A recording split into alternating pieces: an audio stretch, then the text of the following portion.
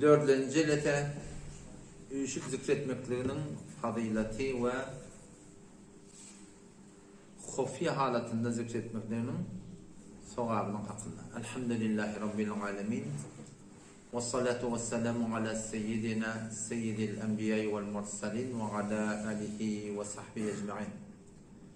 Bizim odaramızda sohuluk unvan bilen kıynantıkta ne kadar bidgatlar, zatlar ortağa gölensem kullum bir oturup bir uyuşup Allah Teala zikretmeklerinin fadileti ne kadar adamla aslan yok mu kadiye?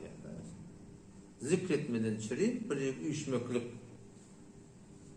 Hani ki bir hadiste, iki hadiste en çemel şun hakkında hadis var.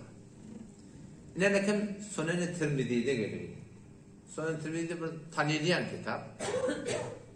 Peygamber Aleyhisselam'ın hadisi var.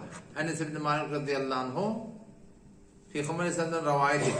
Ne dedi? "İzâ narartum bi riyâdil cenneti ferte'û" diye. Her vakti ki cennetin bağlarından geçseniz otlan deyip durdu. Onu sorup durdu ya Resulullah ve me riyâdul cennet. Cennetin bağları ne oluyor? Cennet diyenler o 7 tabağın asmanın üstünde. Bu dünya, o dünya.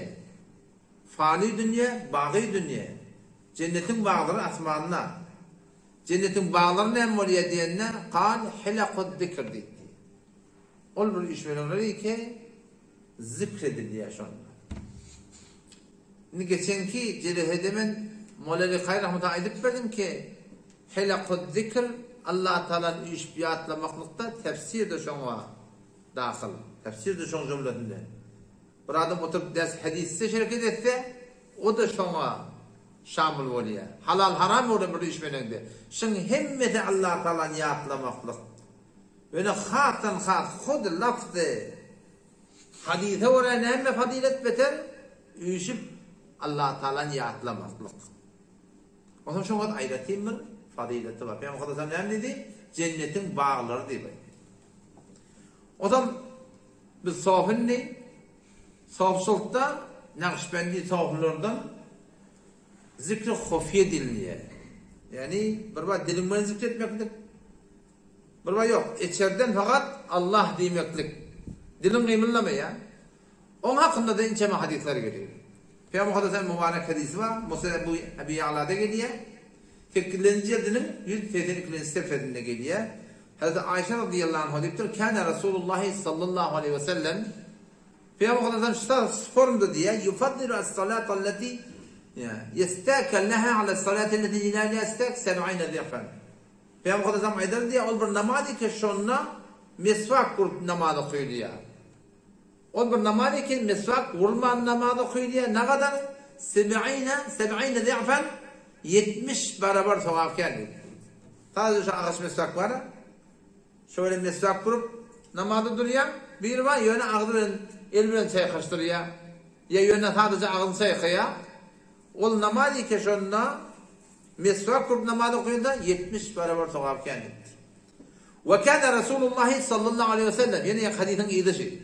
Peygamber Aleyhisselam diye yufaddilu zikrel hafî. Ol bir zikri ki penhani olsun. Şuna fadilet verirdi. Şuna sevabını artıkmış gibi ederdi. Haydi zikri hafî la yesme'u el-hafaza.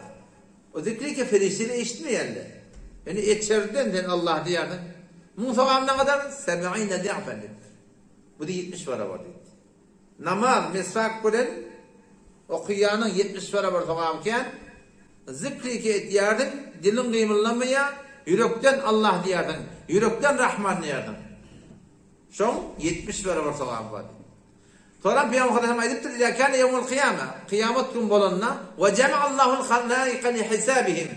Allah da tamam adamları hesap kadar düşürecek. Ve câetil hafadatu bimâ, ferişteler gelecekler, o neme? O da dedi ki, la hafadu ve ketebu, yazanlatları var adamların eden amalından. Yadanına alanlatları var, şunun hemmetini hifazet edenlerini getirecek dedi ferişteler. Kalallahu lehum, Allah da şuna edecek, unzuru, hal beqiye lehu min şey?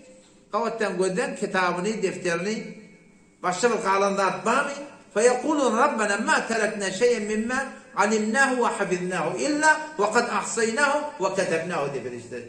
Ya Rabbi Allah ne mi edim moda ne mi diyem moda haydi bir amal moda hemmesini yazdık hemmesini kabak koyduk hiçbir kalanat yok dedi.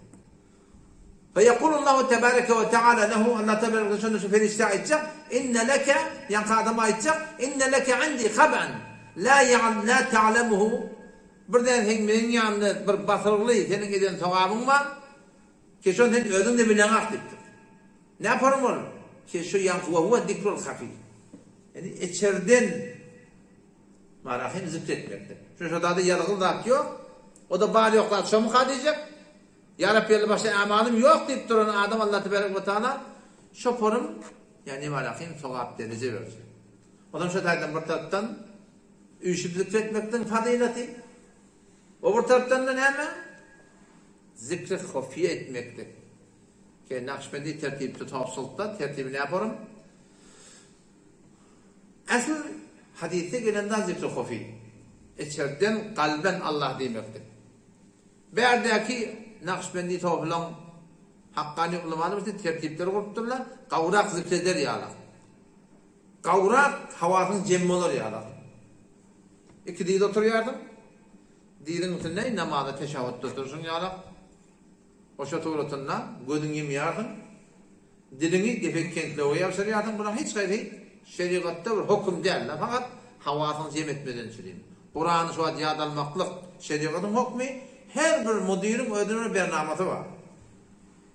Her gayrının bir khas tertibi var ki şu Kur'an'ı kavrak yadalırlar. Burada koyulan tertiple o kavzi ışıkları söndürmeli, karanlığı, halvat buluyorlar.